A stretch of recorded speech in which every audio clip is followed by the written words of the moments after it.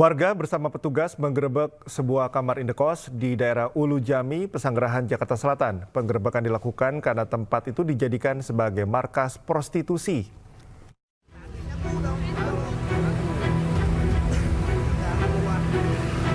Warga bersama petugas menggerebek sebuah kamar indekos di daerah Ulu Jami, Pesanggerahan, Jakarta Selatan.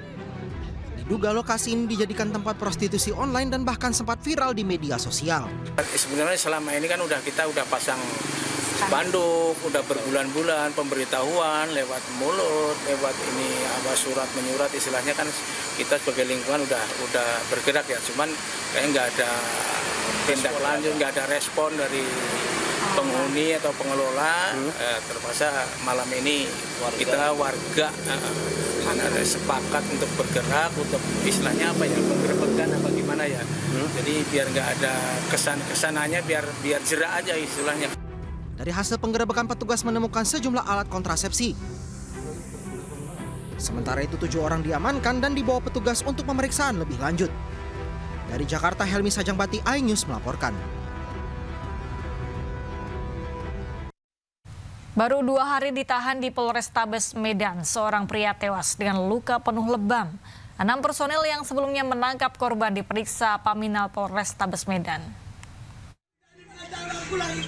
Mau diantar kemana lakiku ini? Nggak tahu aku. Kalau nggak datang aku kemari, nggak tahu aku. Kesedihan menyelimuti Dumaria Simangunsong setelah melihat jenazah suaminya, Budianto Sitepu, di Rumah Sakit Bayangkara Medan. Nggak ada pemberitahuannya, aku sendiri yang datang waktu kemari. Budianto yang baru 2 hari ditahan di Polrestabes Medan meninggal dunia dengan kondisi lebam di wajah dan dada. Aku foto aja kami. Boleh.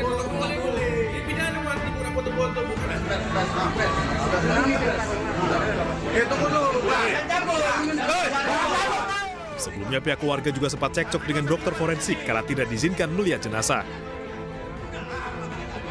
Budianto ditangkap polisi bersama 2 orang lainnya atas dugaan tindak pengancaman dengan kekerasan. Usai ditempatkan di sel sementara, Budianto muntah-muntah dan dibawa ke Rumah Sakit Bayangkara Medan, namun kemudian dinyatakan meninggal dunia. Pihak Polrestabes Medan tak menampik korban tewas karena adanya tindak kekerasan saat penangkapan.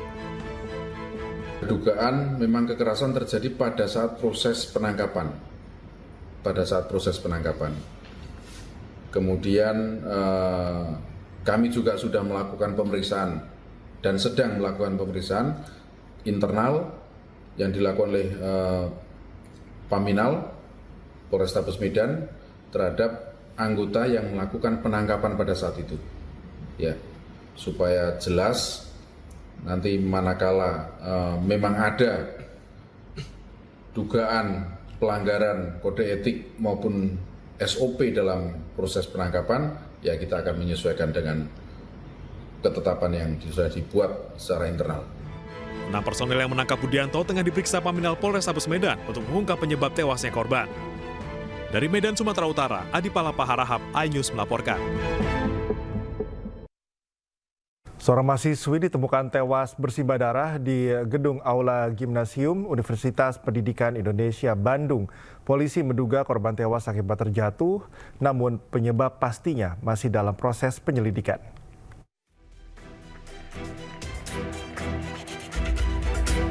Seorang mahasiswi aktif Universitas Pendidikan Indonesia Bandung, Jawa Barat ditemukan tak bernyawa dengan kondisi bersimbah darah pada Kamis sore.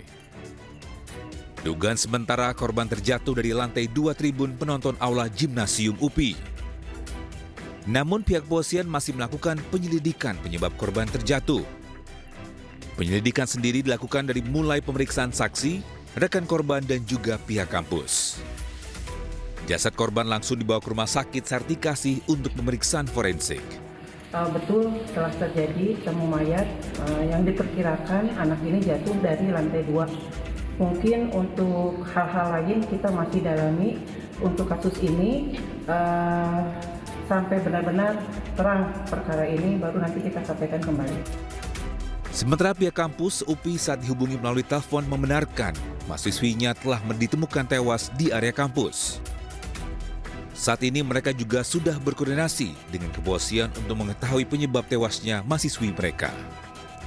Dari Bandung, Jawa Barat, Juhpita Melana melaporkan. Direktorat Reserse Kriminal Umum Polda Jawa Tengah mencekal 3 tersangka baru dalam kasus perundungan PPDS Universitas Diponegoro. Pencekalan guna mencegah para tersangka melarikan diri ke luar negeri.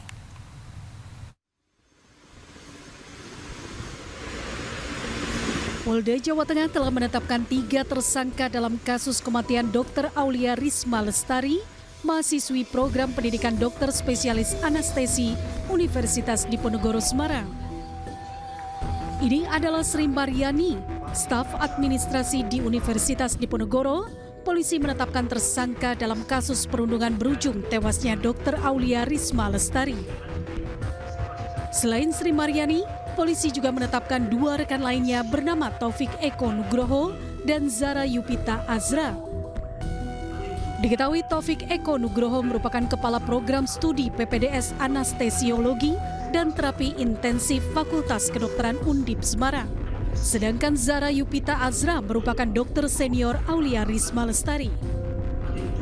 Usai ditetapkan tersangka, kini penyidik di Treskrimum Polda Jawa Tengah mencekal 3 tersangka dalam kasus dugaan pemerasan hingga bullying yang mengakibatkan salah satu mahasiswi PPDS Undip Semarang meninggal dunia.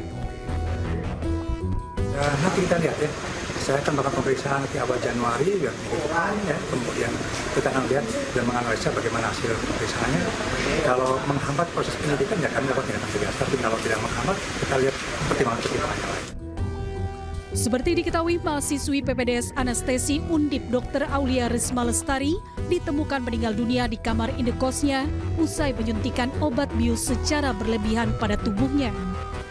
Diduga meninggalnya Dr. Aulia akibat kasus perundungan yang dialaminya di lingkungan rumah sakit. Dari Semarang, Jawa Tengah, Kristadi, iNews melaporkan.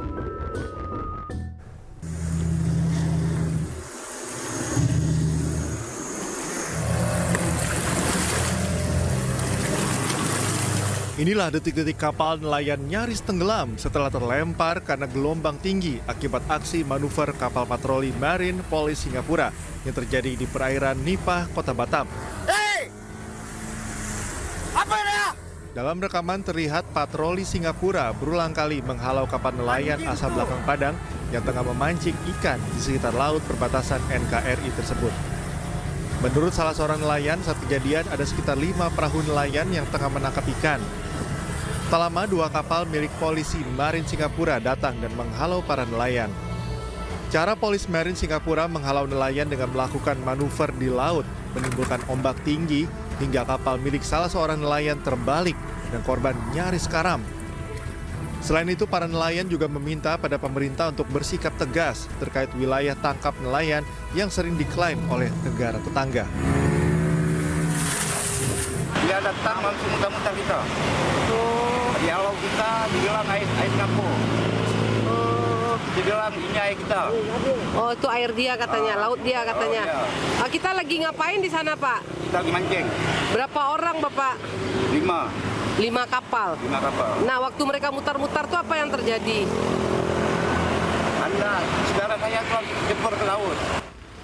Sementara Himpunan Nelayan Seluruh Indonesia HNSI Kepri menilai tindakan kapal patroli Singapura telah mencederai nelayan Indonesia. Jika para nelayan melanggar batas perairan, harus diberikan teguran dengan cara-cara manusiawi, bukan dengan cara arogan.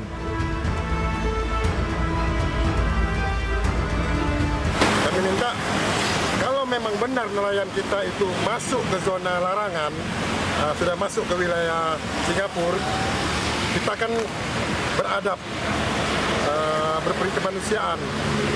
Janganlah seperti itu dilakukan. Pasca kejadian, sejumlah nelayan bersama HNSI Kepri mendatangi Konsulat Jenderal Singapura di kawasan Panbil Batam guna menyampaikan keberatan nelayan terkait sikap arogansi Polis Marine Singapura. Dari Batam, Kepulauan Riau, Gusti Yenosa, iNews melaporkan. Puluhan kapal di Pelabuhan Pelindo, Tegal, Jawa Tengah ludes terbakar. Akibat peristiwa ini kerugian ditaksir mencapai puluhan miliar rupiah.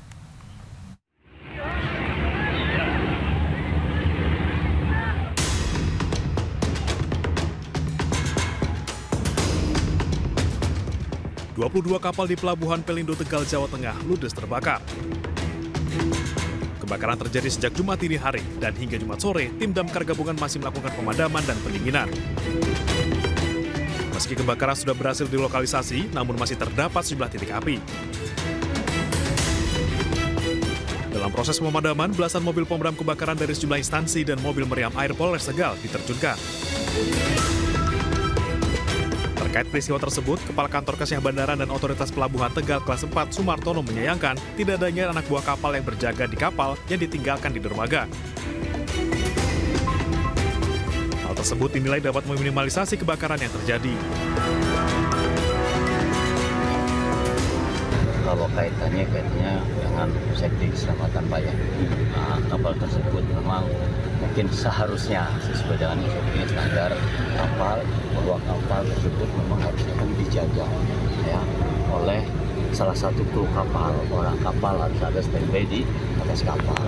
Tapi notabene mayoritas untuk kapal-kapal perikanan ya telah melakukan kegiatan bongkar dan buat hanya ditinggal gitu kosong seperti itu.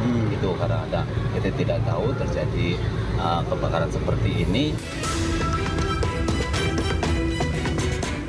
Sementara itu, akibat peristiwa ini, kerugian ditaksir mencapai puluhan miliar rupiah. Polisi masih melakukan penyelidikan guna mengetahui penyebab kebakaran kapal dengan meminta keterangan sejumlah saksi. Dari Tegal, Jawa Tengah, Yunibar, iNews melaporkan. Kebakaran terjadi di permukiman padat hunian di Klender, Durensawit, Jakarta Timur. Api yang cepat membesar pun membuat panik warga.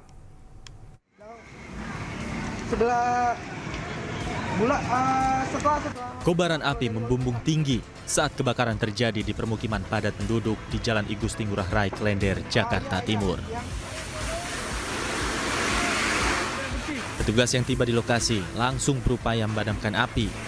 Sebanyak 12 unit mobil pemadam dan 45 personil dikerahkan ke lokasi. Pemadam lagi di jalan.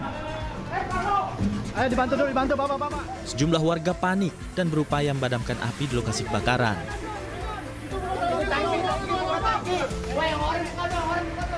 Warga yang tak kuasa melihat tempat tinggalnya terbakar pun menangis histeris.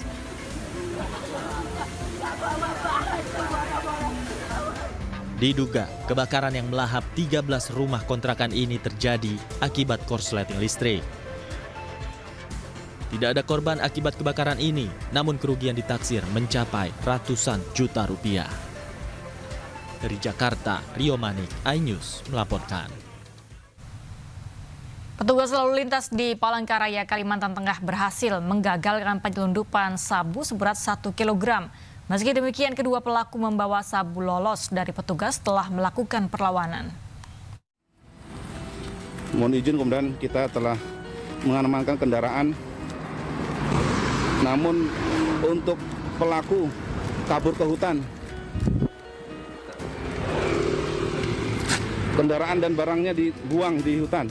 Personil Satlantas Polresta Palangkaraya, Kalimantan Tengah berhasil menggagalkan penyelundupan narkotika jenis sabu di Jalan Jilikriwut, kilometer 37, Kecamatan Bukit Batu, Palangkaraya. Digagalkannya aksi penyelundupan sabu ini berawal saat Bribka Edi Suryono, anggota piket Pos Lantas KM 37 Jilikriwut, Palangkaraya, hendak membeli makanan di sebuah warung namun tutup. Saat hendak balik ke pos, di belakang petugas terdapat motor ditumpangi 2 orang yang tiba-tiba berbalik arah hingga menimbulkan kecurigaan. Petugas pun langsung melakukan pengejaran dan menghentikan motor tersebut. Namun saat hendak dilakukan pemeriksaan, salah satu pelaku membuang tas ransel berisi sabu yang dibungkus dalam kemasan teh Cina dan melarikan diri ke dalam hutan bersama rekannya.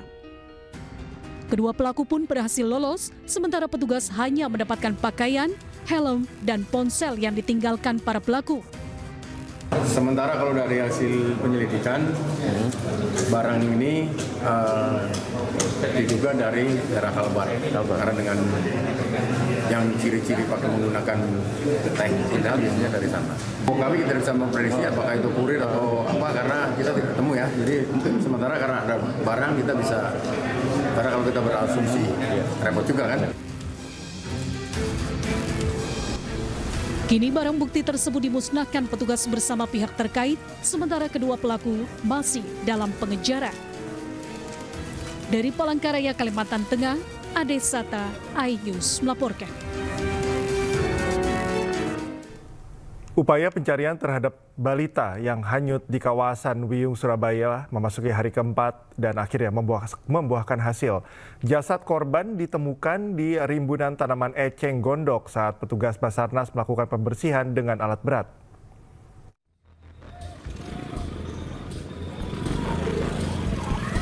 Jasad balita bernama Rizky yang hanyut di selokan saat hujan deras pada Selasa sore di kawasan Babatan Wiyung, Surabaya di hari keempat pencarian membuahkan hasil.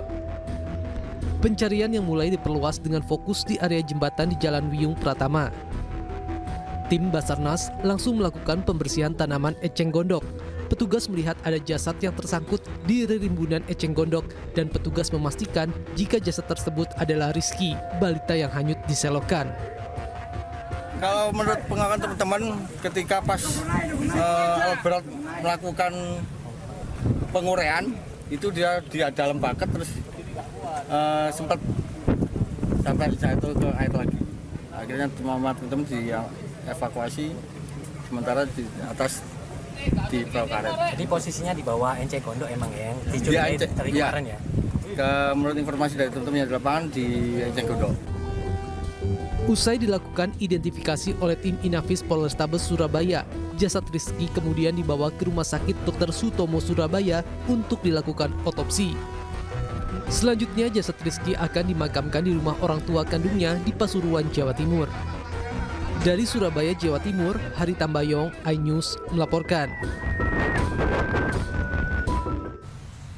Seorang mahasiswi sebuah perguruan tinggi swasta di Yogyakarta disiram air keras di bagian wajahnya saat hendak menunaikan ibadat misa Natal.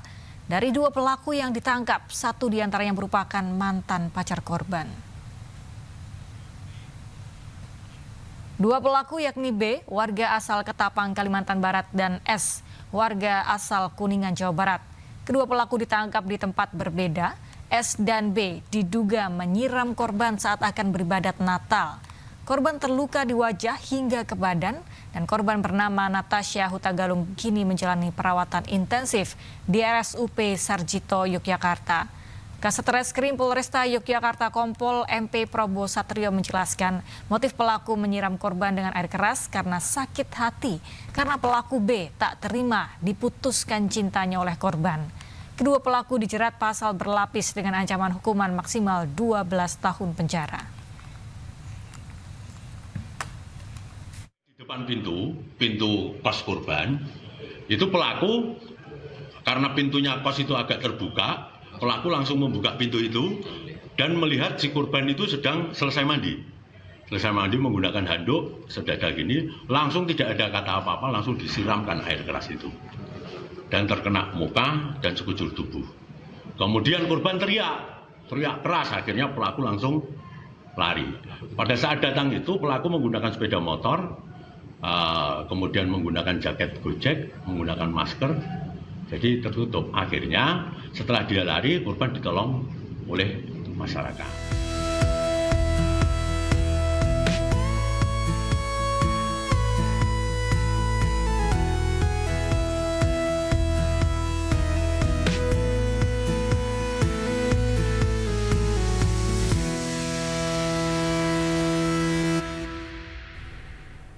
Pemirsa, di masa libur Natal 2024 dan Tahun Baru 2025, stasiun kereta cepat Wush di Halim Perdana Kusuma, Jakarta Timur ramai calon penumpang. Selama masa angkut Nataru, PT KCIC menambah fasilitas seperti helpdesk untuk membantu perjalanan calon penumpang. Lebih dari 260.000 tiket ludes terjual dalam momen libur Natal dan Tahun Baru 2024-2025. Jumlah ini diprediksi melonjak hingga pergantian tahun baru.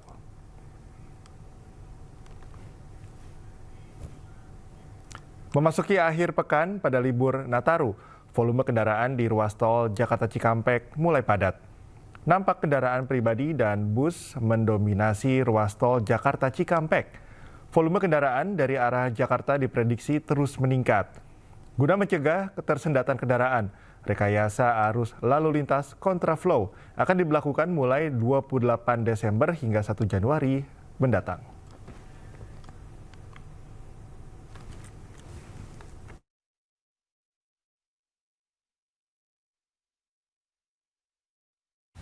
Memasuki akhir pekan pada libur Nataru, sebanyak 24.423 calon penumpang melakukan keberangkatan melalui stasiun Pasar Senen, Jakarta Pusat.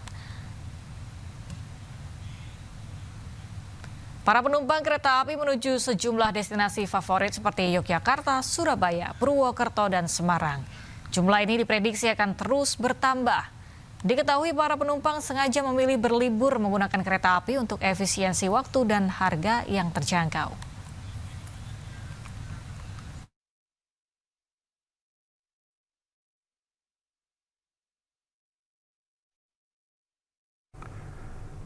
Dan untuk mengetahui informasi terkini, kita terhubung dengan rekan Jessica Winoto di Stasiun Pasar Senen, Jakarta.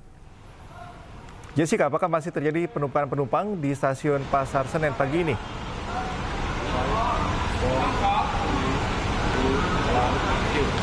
Ya, selamat pagi Cikal, Galuh, dan juga pemirsa, bahwa saat ini situasi terkini di Stasiun Pasar Senen, Jakarta Pusat masih terpantau dipadati oleh calon para penumpang yang akan berangkat keluar kota maupun kedatangan penumpang dari luar Jakarta yang akan menjalankan dan menikmati libur Natal dan juga Tahun Baru. Dan jika kami dapat saya sampaikan bahwa keberangkatan terdekat saat ini adalah di pukul 4:55 waktu Indonesia Barat menuju Surabaya Gubeng dengan menggunakan kereta api Motis Nataru. Dan jika dapat saya sampaikan, adapun data yang kami dapatkan dari PT KAI Daob 1 Jakarta bahwa hari ini sebanyak 22.549 penumpang akan diberangkatkan dari Stasiun Pasar Senen Jakarta Pusat dengan tingkat okupansi sebanyak 86%. Dan tentunya dari angka ini masih bisa saja bertambah maupun berkurang. Dan adapun juga fasilitas tambahan yaitu armada kereta api jarak jauh yang ditambahkan oleh PT KAI Daob Jakarta 1 ini yang akan diberangkatkan dari Pasar Senen Jakarta, Stasiun Pasar Senen Jakarta Pusat sebanyak rata-rata perharinya 17 kereta api jarak jauh. Dan selain itu pun rata-rata kota yang dituju oleh para penumpang adalah menuju Yogyakarta, Lempuyangan, dan Semarang, Purwokerto, dan juga Surabaya. Lalu Cikal dan juga Galuh, bahwa jika dapat saya bandingkan dari data hari ini dan juga data kemarin, adanya penurunan angka keberangkatan penumpang dari Stasiun Pasar Senen Jakarta Pusat yaitu sebanyak 2.000 penumpang. Tetapi walaupun adanya penurunan angka keberangkatan penumpang dari Stasiun Pasar Senen ini, kami tetap menghimbau bagi para penumpang agar dapat selalu memperhatikan jadwal keberangkatan melalui tiket yang sudah dipesan agar menghindari keterlambatan atau ketertinggalan kereta ataupun juga menghindari antrian yang panjang. Adapun juga kami menghimbau bagi para penumpang untuk dapat selalu memperhatikan barang bawaan Anda agar dapat aman dan juga nyaman hingga sampai ke kota tujuan Anda. Sementara itu, Cikal dan juga Galuh kembali ke studio. Baik, terima kasih Jessica atas laporan Anda dari Stasiun Senen, Jakarta. Selamat bertugas kembali. Pemirsa, kami akan ajak Anda melihat situasi terkini dari pantauan CCTV NTMC Polri, yakni dari Pospol Taman Safari Bogor, Simpang Dago Bandung, kawasan Malioboro Yogyakarta, dan Simpang 4 Tohpati Bali. Kita mulai di sisi kiri layar Anda adalah Pospol Taman Safari, yang tentunya ini adalah menjadi salah satu simpul keramaian, kepadatan di kawasan Puncak. Tapi kalau kita lihat saat ini kondisinya cukup lengang, di mana hanya ada beberapa kendaraan yang memang cukup ramai untuk menuju ke arah Jakarta, sementara untuk arah sebaliknya menuju Cianjur dan juga seterusnya ini terpantau lengang. Selanjutnya kami akan ajak Anda untuk melihat di kanan layar Anda. Ini adalah kawasan dari Gereja Gil, Dago, Bandung, Jawa Barat. Kita lihat ini berbagai arah di kawasan Dago, mulai dari untuk mengarah ke Ciamplas, kemudian Dago Bawah, Dago Pakar, terpantau lengang pada pagi hari ini, di mana situasi lengang juga terlihat pada malam hari, di mana ini tentunya situasi yang berbeda ketika di puncak liburan. Kemudian selanjutnya pemirsa, kita menuju ke kawasan Malioboro Yogyakarta. Di kiri bawah layar Anda, di mana Malioboro tentunya sebagai destinasi ikonik di Yogyakarta ini biasanya selalu ramai, namun pagi ini kita lihat kondisinya cukup kondusif ya, cukup lengang, berbeda dengan malam hari tadi yang cukup ramai.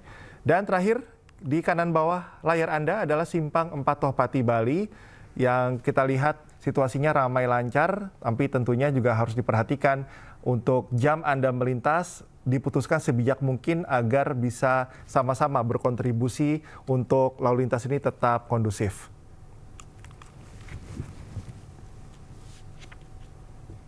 Pemirsa, puluhan awak bus angkutan libur Nataru di Terminal Giwangan, Yogyakarta menjalani tes urin yang digelar Badan Narkotika Nasional Provinsi Daerah Istimewa Yogyakarta. Tes urin ini dilakukan untuk memastikan awak bus bebas dari pengaruh zat terlarang.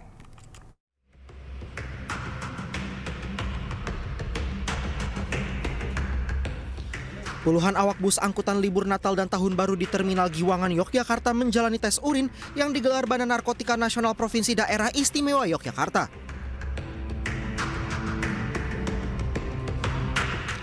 Tes urin melibatkan puluhan personil dari BNNP Daerah Istimewa Yogyakarta. Setiap awak bus yang hendak berangkat dari Terminal Giwangan, Yogyakarta wajib menjalani tes sebagai upaya untuk memberikan rasa aman dan nyaman kepada para penumpang moda transportasi darat, khususnya bagi para pemudik Natal dan Tahun Baru. Kita ingin meyakinkan bahwa para awak pengemudi kendaraan umum yang melayani masyarakat dalam rangka kegiatan Natal dan Tahun Baru ini betul-betul mereka tidak dalam pengaruh narkoba, sehingga jika mereka tidak terpengaruh narkoba, semoga keselamatan masyarakat dalam rangka memperingati Natal dan Tahun Baru ini bisa kita wujudkan bersama. Dalam tes urin ini, petugas memeriksa kandungan zat terlarang. Hasilnya seorang staf PO bus dinyatakan positif. Saat diperiksa, yang bersangkutan mengaku bukan pengemudi dan mendapat obat secara resmi dari resep dokter jiwa. Sementara itu, pihak BNNP Daerah Istimewa Yogyakarta akan terus memantau dan mengawasi awak bus dengan pelaksanaan tes urin tanpa pemberitahuan. Dari Yogyakarta, Heru Trijoko, iNews melaporkan. Korban luka kecelakaan tol Cipularang masih dirawat di Rumah Sakit Abdul Rajak, Purwakarta, Jawa Barat. Kecelakaan yang terjadi di kilometer 80 ini menewaskan 2 orang serta mengakibatkan 25 lainnya terluka.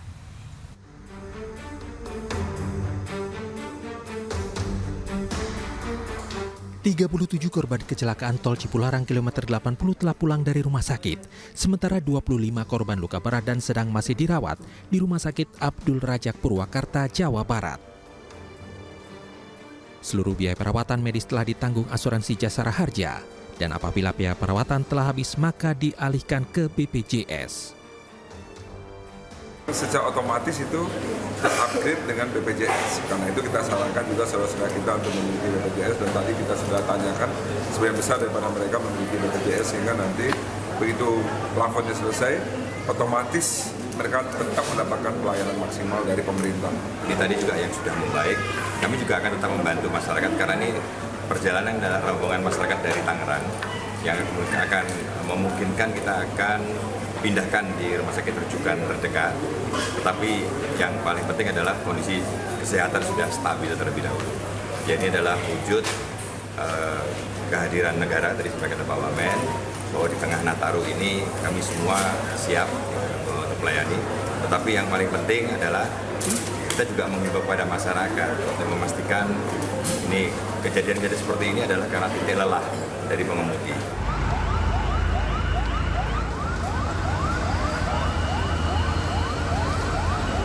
Sebelumnya, bus yang mengangkut rombongan peziarah menabrak truk di ruas tol Cipularang kilometer 80 Purwakarta, Jawa Barat. Bagian depan bus yang akan menuju Jakarta hancur setelah menabrak bagian belakang truk yang melaju di depannya. 2 penumpang bus tewas, puluhan lainnya luka-luka dan menjalani perawatan di rumah sakit. Proses evakuasi korban melibatkan tim gabungan untuk mempercepat penanganan korban dan normalisasi arus lalu lintas di ruas tol Cipularang. Diduga kecelakaan akibat pengemudi bus mengantuk hingga kehilangan konsentrasi berkendara. Dari Purwakarta, Jawa Barat, Irwan, iNews melaporkan.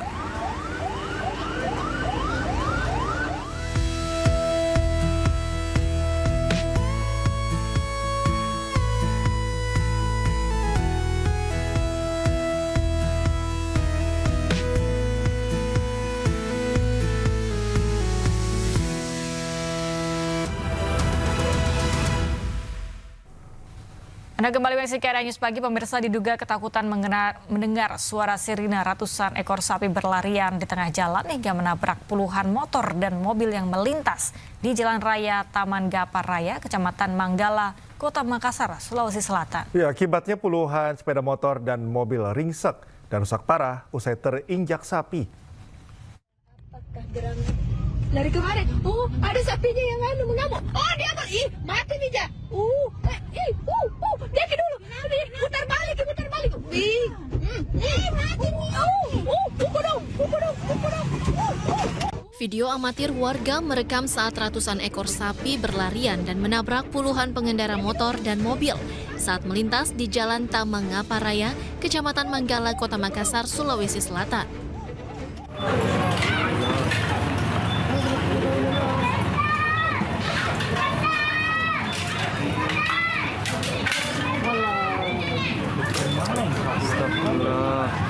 Nggak mau masuk kandang, tapi harusnya kembali ke sana.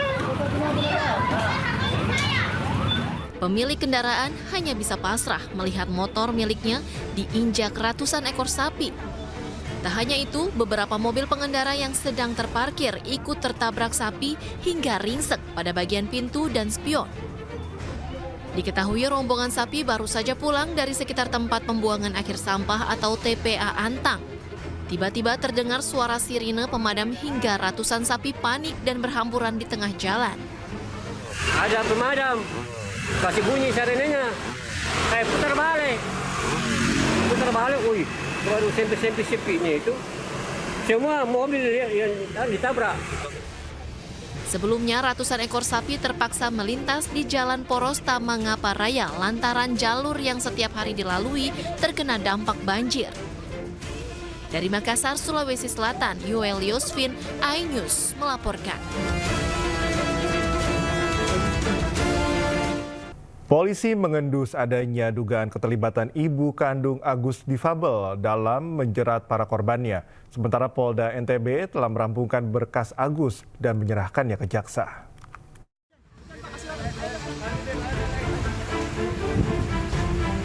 Penanganan kasus pelecehan seksual Agus difabel terus bergulir. Berkas perkara Agus telah dirampungkan Subdit 4 Ditreskrimum Polda NTB dan diserahkan ke kejaksaan. Namun kini, penyidik mengendus adanya dugaan keterlibatan ibu kandung Agus dalam menjerat sejumlah korban yang sebagian besar merupakan mahasiswi. Dalam waktu dekat, penyidik akan menjadwalkan pemeriksaan terhadap yang bersangkutan. Ada petunjuk mengarah ke ibunya? Iya. Ada? Kalau kita ketahui kan petunjuknya cuma satu. Waktu itu yang terkait dengan korban menyatakan bahwa saya akan menelpon ibu saya dulu. Saya untuk memberikan informasi. Nah, itu akan kita dalami seperti apa. Tapi kan korban ini harus melapor juga sebagai korban yang memang melibatkan ibunya. Kalau dari keterangan si Agus sendiri, pelaku, bahwa ibunya tidak ada di TKP, tidak ada, cuma hanya komunikasi. Itu juga tidak semua dikomunikasikan sama ibunya.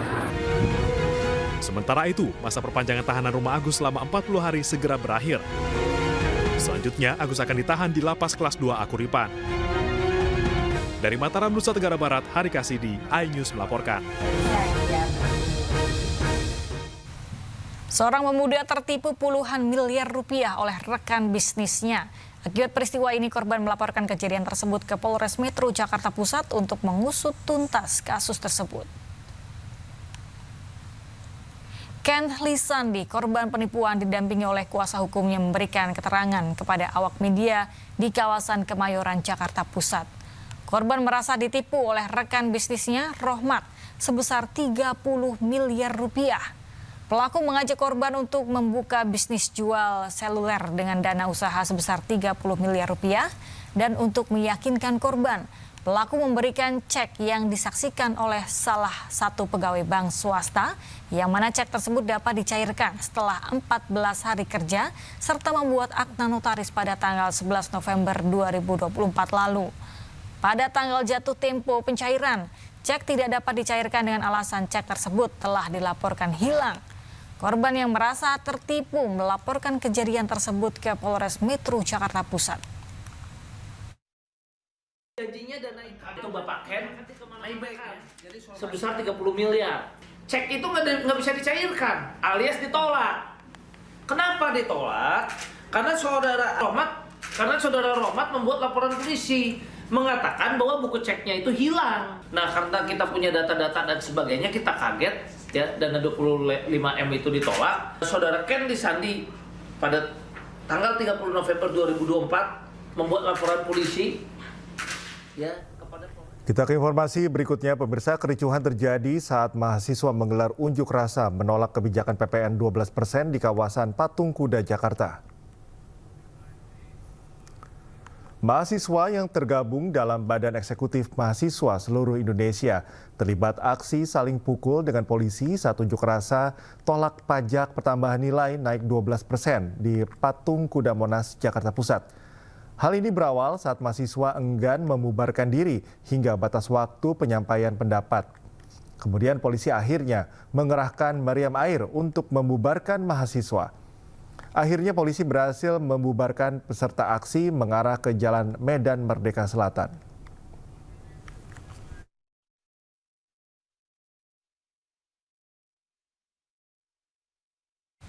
Sepuluh ribu buruh PT Sritex menyatakan siap melakukan aksi demonstrasi di Jakarta. Rencana itu sebagai bentuk protes sekaligus meminta perhatian pemangku kebijakan.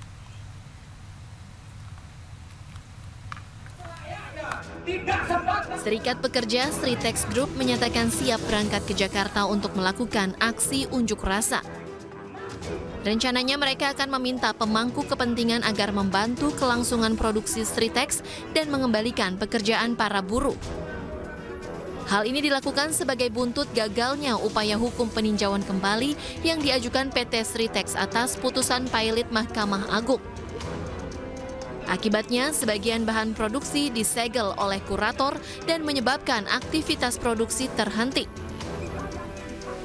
Pada saat PK ini sudah dilayangkan, upaya hukum PK, tapi kan kasasi sudah diputuskan, maka kan proses kepailitan ini kan terus berjalan. Maka upaya untuk melakukan penyegelan dan itu yang sebetulnya tidak kami inginkan dulu untuk saat ini, maka Manajemen Sritex mengatakan tidak bisa mencegah para buruh menyampaikan aspirasinya ke Jakarta.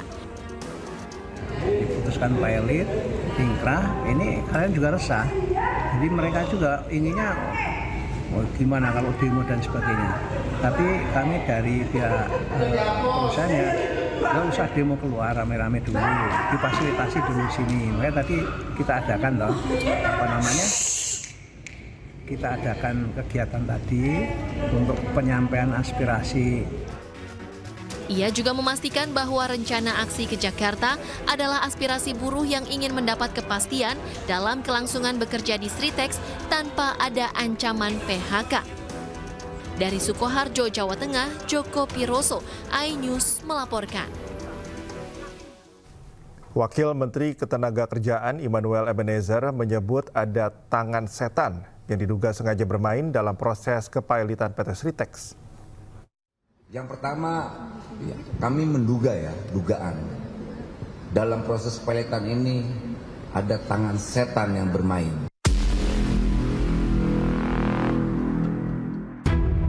Wakil Menteri Ketenagakerjaan Immanuel Ebenezer menyebut ada pihak yang diduga sengaja bermain dalam proses kepailitan PT Sritex.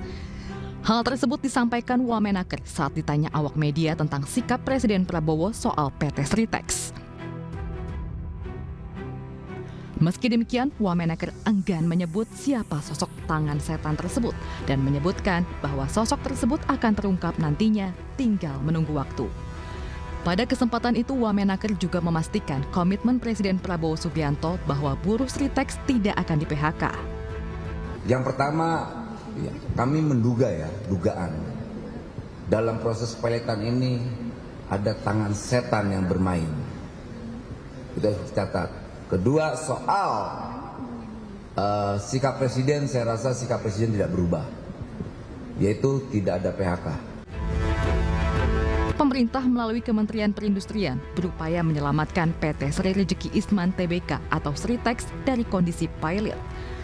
Sejumlah skenario penyelamatan disiapkan agar raksasa tekstil ini bisa terus beroperasi tanpa ada pemutusan hubungan kerja karyawan.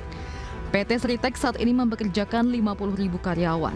Meski terus berproduksi, Sritex memiliki utang yang terus bertambah selama bertahun-tahun.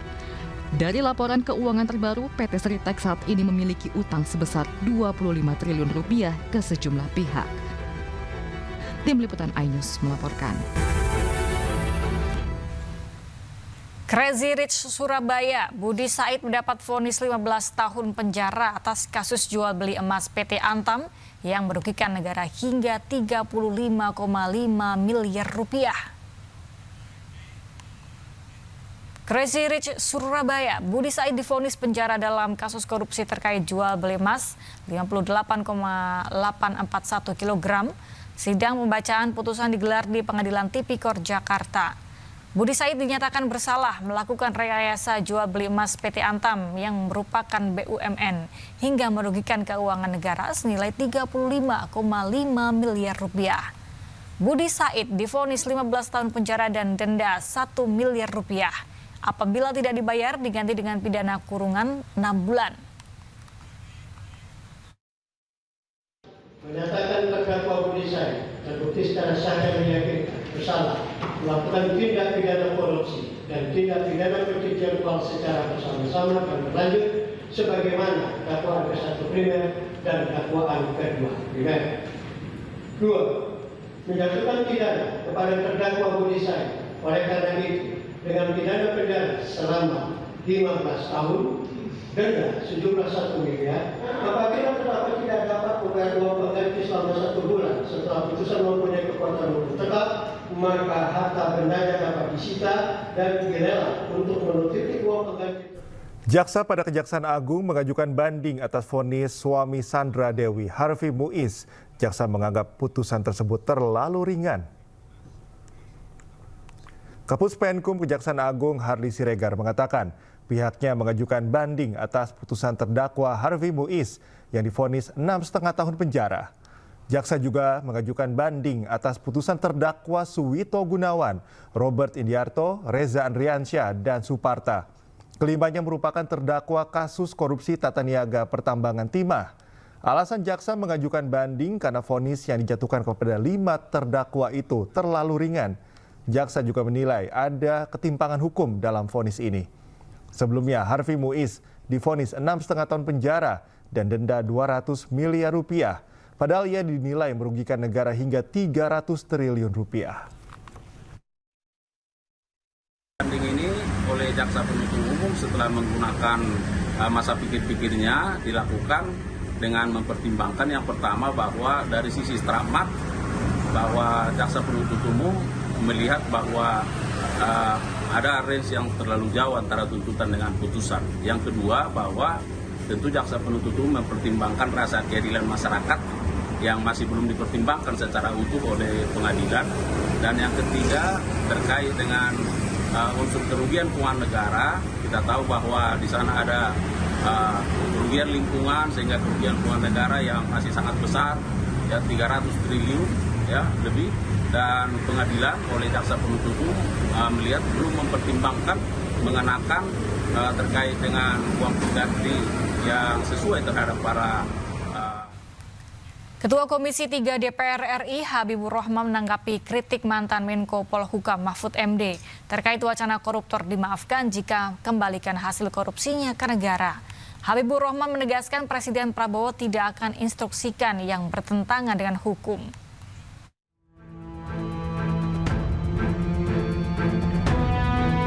Ketua Komisi 3 DPR RI Habibur Rahman menanggapi pernyataan ex-Menko Polhukam Mahfud MD soal peluang koruptor dimaafkan jika mengembalikan hasil korupsinya ke negara.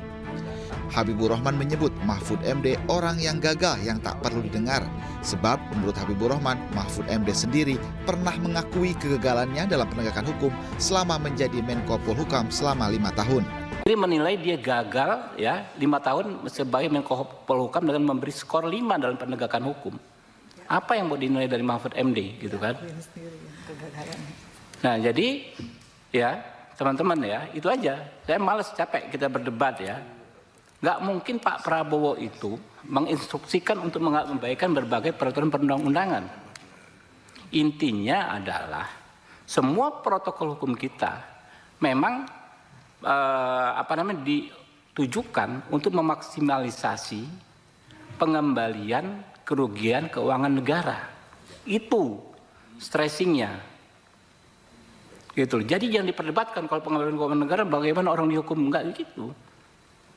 Kita ini memperdebatkan hal yang remeh-temeh tapi melupakan hal yang paling substansi dalam pemberantasan korupsi. Tinggal saja aparatur negara, kepolisian, kejaksaan, KPK menerjemahkan arahan Pak Prabowo itu sesuai dengan hukum dan perundang-undangan yang berlaku. Jadi Pak Mahfud jangan menghasut bahwa Pak Prabowo mengajarkan melanggar hukum dan lain sebagainya. Sebelumnya mantan Menko Polhukam Mahfud MD menilai wacana memaafkan koruptor bertentangan dengan aturan yang ada. Dan itu jelas di dalam pasal 35 dan penjelasannya itu hanya untuk tindak pidana ekonomi tertentu. Korupsi tidak masuk di situ. Oleh sebab itu, menyongsong tahun baru nih, mari ke depannya jangan suka cari-cari pasal untuk pembenaran, itu bahaya. Nanti setiap ucapan presiden ditarikan dalil untuk membenarkan, itu tidak bagus cara kita bernegara. Hai para koruptor atau yang merasa pernah mencuri dari rakyat, kalau kau kembalikan yang kau curi, ya mungkin kita maafkan. Sebelumnya Presiden Prabowo Subianto mewacanakan koruptor bisa dimaafkan selama bisa mengembalikan hasil korupsinya ke negara. Namun Habibur Rahman menegaskan Presiden Prabowo tidak akan instruksikan yang bertentangan dengan hukum. Tim Liputan iNews melaporkan. Kemudian, enggan membayar usai menyantap sepiring nasi, seorang preman justru nekat memalak seorang pengunjung warung Tegal di kawasan Galur, Jakarta Pusat. Ironisnya, berbekal pisau, pelaku memaksa menaiki motor korban yang hendak pulang sambil mengancam akan memecahkan kaca warteg. Malak-malak nih. Nih bos. Malak-malak nih. Bentar kena kaca. Beralin mau dipecah-pecah nih. Beralin. Ada orang makan dimintain sama orang nih. Nih. Seorang preman nekat melakukan aksi palak di sebuah warung makan Tegal di kawasan Perempatan Galur, Kemayoran, Jakarta Pusat. Pelaku tak mau membayar makanan yang sudah disantapnya dan nekat meminta uang ke pengunjung warteg. Pelaku juga memaksa diboncengi korban sambil mengancam memecahkan kaca warteg jika permintaannya tak dituruti. Korban pun resah dan ketakutan dengan ulah pelaku yang meminta uang dengan cara paksa sambil mengancam dengan pisau. Diduga pelaku kerap datang bergerombol dengan rekan-rekannya. Suruh bayarin jam itu mintanya 30.000. Kan saya bilang kan nggak ada duit gitu ya kan. Karena kan sisanya kan tinggal 3.000. Dianya nggak mau, maksa dianya. Dia makan nih, nggak mau bayar. Makan nggak mau bayar nih. Kalau menurut saya kalau nggak bayar nggak punya duit ya sudah, aku ikhlasin. Tapi ternyata dia malah ke semua pemakan semua, yang makan yang dipalakin. Berbekal laporan korban, polisi memburu pelaku preman yang sangat meresahkan ini. Dari Jakarta, Rani Sanjaya, iNews melaporkan. Anda kembali menyaksikan iNews Pagi, pemirsa. Kapal polisi patroli laut Singapura nyaris menenggelamkan perahu nelayan Indonesia di perairan Nipah, Batam, Kepulauan Riau. Kejadian tersebut karena nelayan dianggap menangkap ikan di wilayah perairan Singapura.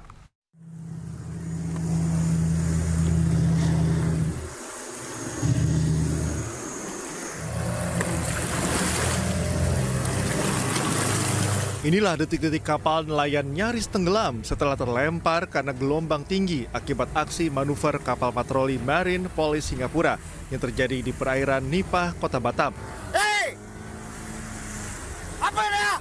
Dalam rekaman terlihat patroli Singapura berulang kali menghalau kapal nelayan asal belakang Padang yang tengah memancing ikan di sekitar laut perbatasan NKRI tersebut. Menurut salah seorang nelayan, saat kejadian ada sekitar 5 perahu nelayan yang tengah menangkap ikan. Tak lama 2 kapal milik polisi Marine Singapura datang dan menghalau para nelayan. Cara polisi Marine Singapura menghalau nelayan dengan melakukan manuver di laut menimbulkan ombak tinggi hingga kapal milik salah seorang nelayan terbalik dan korban nyaris karam. Selain itu, para nelayan juga meminta pada pemerintah untuk bersikap tegas terkait wilayah tangkap nelayan yang sering diklaim oleh negara tetangga. Dia datang langsung muter-muter kita. Di halau kita dibilang air ngapur. Dibilang ini air kita. Oh, itu air dia katanya, laut dia katanya. Oh, iya. Kita lagi ngapain di sana, Pak? Kita lagi mancing. Berapa orang, Bapak? 5 kapal. 5 kapal. Nah, waktu mereka mutar-mutar tuh apa yang terjadi? Saudara saya jebur ke laut. Sementara Himpunan Nelayan Seluruh Indonesia HNSI Kepri menilai tindakan kapal patroli Singapura telah mencederai nelayan Indonesia. Jika para nelayan melanggar batas perairan, harus diberikan teguran dengan cara-cara manusiawi, bukan dengan cara arogan.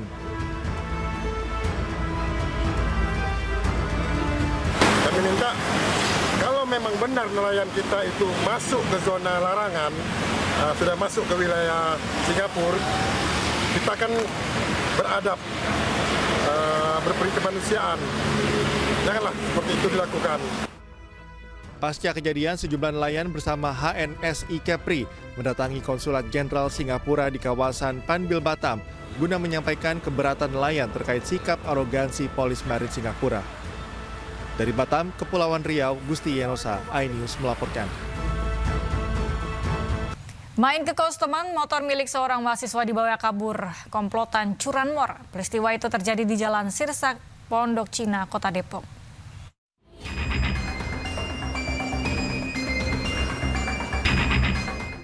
Dua pelaku curanmor terekam CCTV saat beraksi menggasak satu unit sepeda motor di Jalan Sirsak, Pondok Cina, Depok, Jawa Barat. Pelaku beraksi dengan cara membobol kunci kontak kendaraan secara paksa saat kondisi sepi. Berencana hanya berkunjung sebentar, korban memarkirkan motornya di luar parkiran indekos kawannya. Diduga korban sudah diikuti pelaku sejak di jalan hingga menuju indekos. Itu motor teman saya kebetulan, Mas. Kita habis kerja kelompok lah, ngerjain tugas bareng kan, UTS. Habis itu kita niatnya main kesini, pulang kan, mau makan bareng. Dan si teman saya ini sebenarnya niatnya nggak lama karena udah diteleponin orang tuanya lah. Dia mau langsung pulang, itu nggak selang berapa lama dia naik ke atas, habis itu turun, motor udah nggak ada. Akibat kejadian ini, masyarakat mengaku sangat resah, khususnya para penghuni indekos yang berada di Kota Depok. Dari Depok, Jawa Barat, Yung Rizky, iNews melaporkan. Pemirsa, seorang maling motor tertangkap korbannya di Jalan Hadiah Grogol, Petamburan, Jakarta Barat. Pelaku sekarat usai dikeroyok massa.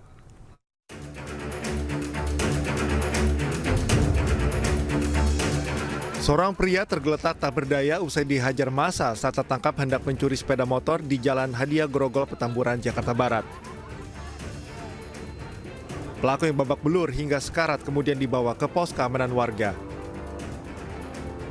Menurut korban, pelaku yang beraksi seorang diri terpergok sedang mencongkel sepeda motor. Pelaku pun langsung ditangkap dan diserahkan ke ketua RT setempat. Petugas kepolisian sektor Grogol Petamburan yang tiba langsung membawa pelaku beserta sepeda motor sebagai barang bukti. Dari Jakarta, Miftahul Gani, iNews melaporkan. Komplotan pencurian HP karyawan laundry terekam CCTV saat beraksi di Palmerah, Jakarta Barat. 3 pelaku beraksi dengan modus pura-pura menggunakan jasa cuci cepat laundry.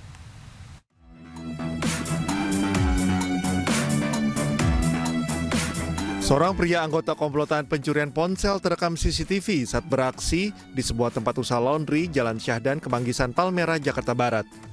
Pelaku menggasak ponsel yang berada di atas lantai. Menurut korban, aksi ini berawal dari 2 pelaku yang datang menggunakan sepeda motor dan berhenti di depan kios. Pelaku berpura-pura ingin menggunakan jasa cuci cepat laundry, lalu memanggil korban keluar dengan alasan kakinya sakit sehingga tak dapat turun dari sepeda motor. Sesaat kemudian, pelaku lainnya masuk dan mengambil ponsel korban. Buat saya ngobrol, maksudnya ada yang masuk sini, jadi yang masuk ngambil HP beda orang nih, bukan yang di motor itu. Mbak, untuk pelaku berapa orang, Mbak? Jadi pelakunya kira-kira 3 orang, soalnya yang di satu motor itu 2 orang. Tapi ada yang masuk buat ngambil HP. Akibat kejadian ini, korban menderita kerugian 4 juta rupiah dan kasus telah ditangani Polsek Palmerah. Dari Jakarta, Miftahul Gani, iNews melaporkan. Puluhan kapal di Pelabuhan Pelindo Tegal, Jawa Tengah ludes terbakar. Akibat peristiwa tersebut, kerugian ditaksir mencapai puluhan miliar rupiah.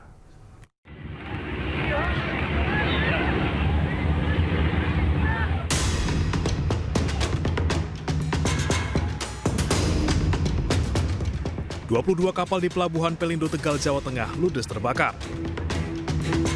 Kebakaran terjadi sejak Jumat dini hari dan hingga Jumat sore, tim damkar gabungan masih melakukan pemadaman dan pendinginan. Meski kebakaran sudah berhasil dilokalisasi, namun masih terdapat sejumlah titik api. Dalam proses pemadaman, belasan mobil pemadam kebakaran dari sejumlah instansi dan mobil meriam air Polres Tegal diterjunkan. Terkait peristiwa tersebut, Kepala Kantor Kesehatan Bandara dan Otoritas Pelabuhan Tegal kelas 4 Sumartono menyayangkan tidak adanya anak buah kapal yang berjaga di kapal yang ditinggalkan di dermaga. Hal tersebut dinilai dapat meminimalisasi kebakaran yang terjadi. Kalau kaitannya dengan safety keselamatan Pak ya. Kapal tersebut memang mungkin seharusnya sesuai dengan SOP standar kapal, bahwa kapal tersebut memang harusnya dijaga ya oleh salah satu kru kapal. Orang kapal harus ada standby di atas kapal. Tapi notabene mayoritas untuk kapal-kapal perikanan ya dalam melakukan kegiatan bongkar membuat hanya ditinggal gitu kosong seperti itu karena kita tidak tahu terjadi kebakaran seperti ini. Sementara itu, akibat peristiwa ini, kerugian ditaksir mencapai puluhan miliar rupiah. Polisi masih melakukan penyelidikan guna mengetahui penyebab kebakaran kapal dengan meminta keterangan sejumlah saksi. Dari Tegal, Jawa Tengah, Yunibar, iNews melaporkan.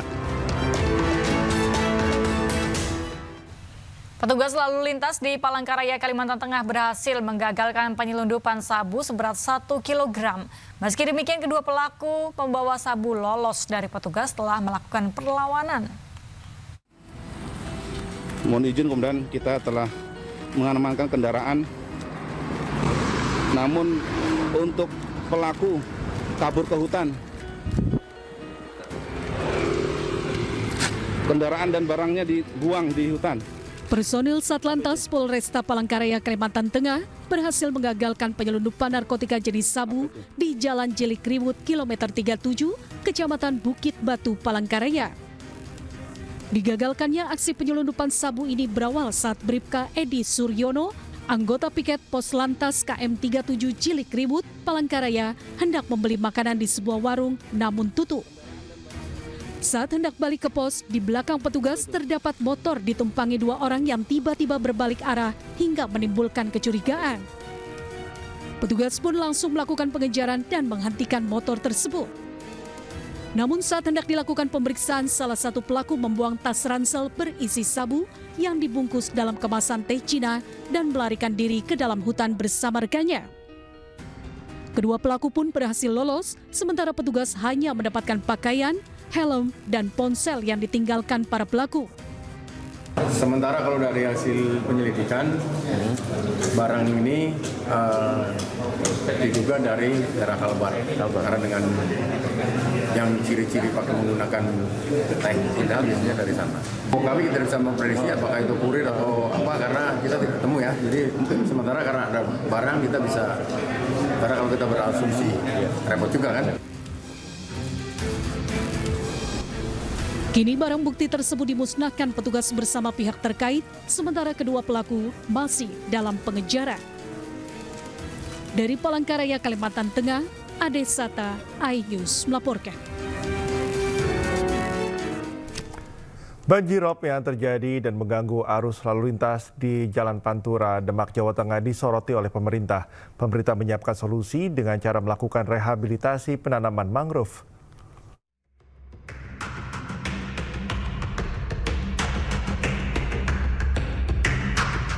Banjirop kembali menggenangi jalur Pantura Demak, Jawa Tengah. Akibatnya sejumlah kendaraan terhambat melintas karena jalan raya tergenang air. Banjirop di jalur Pantura Demak ini menjadi perhatian khusus oleh pemerintah pusat.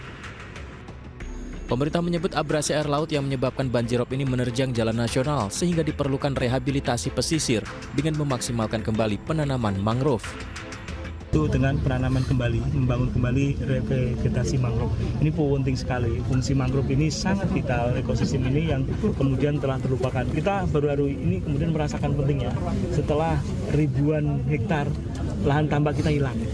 Jadi ini baru. Nah, kemudian ayo kalau ini sudah tahu, sudah paham, kemudian sudah nyadar, kita segera kembali merehabilitasi.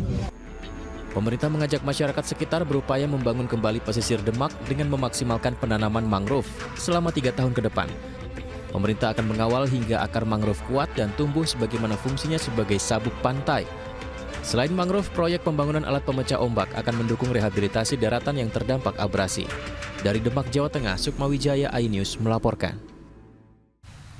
Banjir rob atau pasang laut kembali melanda permukiman warga di Muara Angke, Penjaringan, Jakarta Utara. Ketinggian banjir mulai dari 15 hingga 60 cm mengganggu aktivitas warga.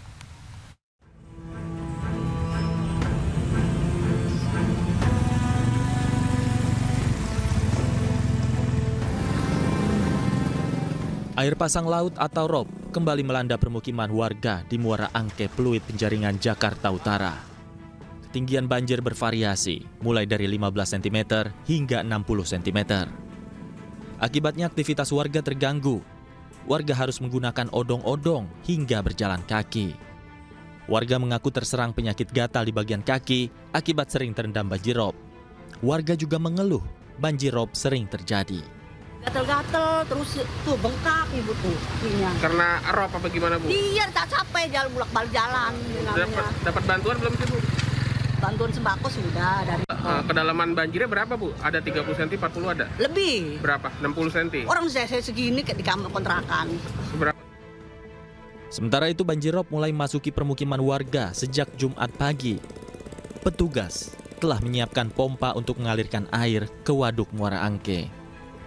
Ini baru mulai lagi, baru 2 hari ya kemarin misalnya. Ini ya baru ketinggian 15 cm lah. Kemungkinan siang lebih naik lagi, ini baru masuk airnya, air robnya baru masuk ke jalan dan mau ke kampung-kampung warga ya. Oke. Warga. BPBD Jakarta sebelumnya sudah mengeluarkan imbauan waspada banjir pada warga. Di Jakarta, Sofyan Firdaus, iNews melaporkan. Guna mengantisipasi ancaman banjir rob di kawasan pesisir pantai dan abrasi, ratusan pohon mangrove ditanam di kawasan Pantai Indah Kapuk, Penjaringan, Jakarta Utara. Penanaman mangrove dilakukan Pemprov DKI Jakarta bersama Kadin Jakarta. Tak hanya menanam mangrove, peserta juga membersihkan sampah di kawasan hutan mangrove. Hutan mangrove merupakan pelindung khususnya bagi kawasan pesisir dari bahaya abrasi serta perubahan iklim. Seperti diketahui, total luas hutan mangrove di dunia ada sekitar 14,8 juta hektar. Sekitar 20% atau 3,6 juta hektar berada di Indonesia. Namun sayangnya, lebih dari 52% dalam kondisi rusak. Kita menanam itu tidak akan tumbuh baik kalau tidak dipelihara. Nah, makanya kami bekerja sama dengan asosiasi terkait tani perkotaan ya. Nah, ini mudah-mudahan apa yang kita tanam hari ini bukan berarti hari ini hidup, tapi kita harus pelihara ini, kita maintain dengan baik. Pemirsa, di liburan akhir tahun ini kami akan ajak Anda untuk menikmati kuliner dari negeri Sakura. Nah, di Malang ada sate Jepang yang dijual di tengah pasar tradisional.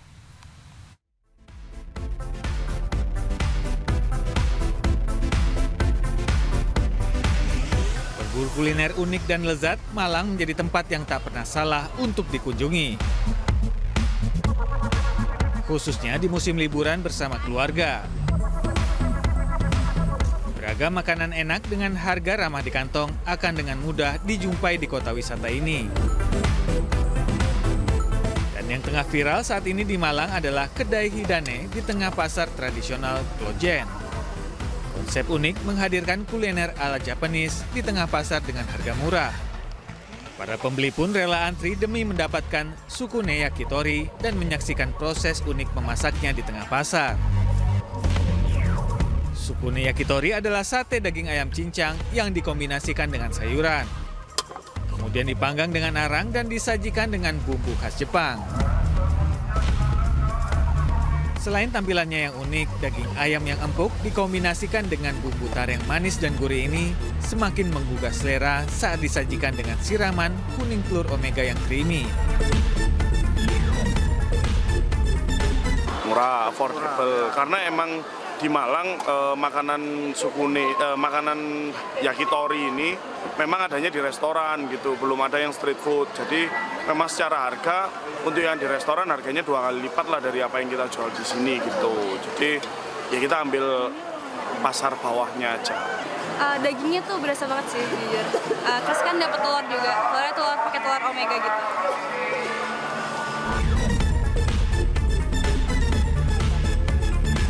Harga yang murah di kantong mulai 20 ribuan juga membuat pengunjung rela antri sejak pagi.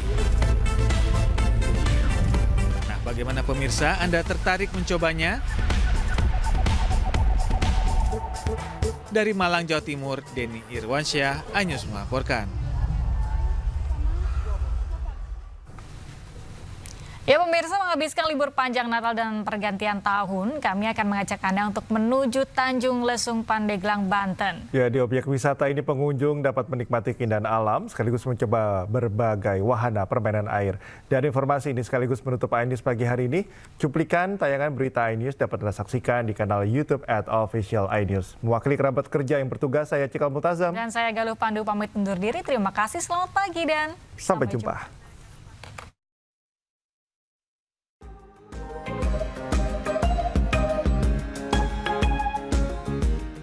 Seperti inilah keseruan yang bisa wisatawan rasakan di objek wisata Tanjung Lesung, Pandeglang, Banten. Di sini pengunjung bisa mencoba beragam permainan air seperti donat boat, jet ski, atau bermain kano. Kawasan Pantai Tanjung Lesung dikenal dengan pantai yang bersih dan jernih dengan ombak yang tenang.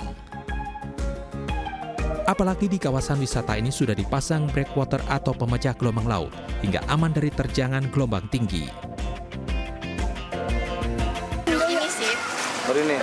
Tapi berenang juga nggak? Ya, berenang. Menurut kalian ini pantai di Tanjung Lesung ini bagus nggak sih?